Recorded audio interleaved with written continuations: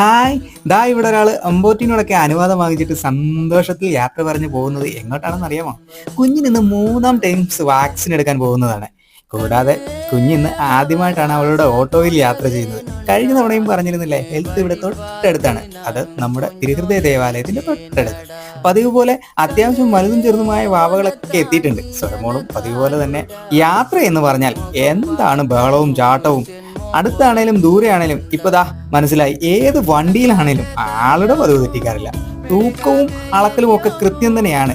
ഇനി പ്രധാന ചടങ്ങിലേക്ക് ഇത്തവണ അവര് എന്നെ വിളിച്ചെങ്കിലും ഞാനില്ലേ എന്നും പറഞ്ഞ് ഞാൻ ഓടി. ഈ ചൂട് പോലെ അല്ലല്ലോ അത്.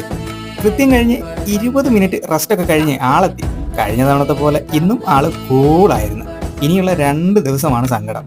മരുന്നൊക്കെ തന്നിട്ടുണ്ട്. ഇനി നാളെ ഹോസ്പിറ്റലിൽ പോകണം. അങ്ങനെയാണ് സ്വരമോളുടെ ഡോക്ടർ പറഞ്ഞിരിക്കുന്നത്. കുത്ത് കിട്ടി പിറ്റേ ദിവസം എന്നെ കാണാൻ വരണമെന്നാണ്. Happy life.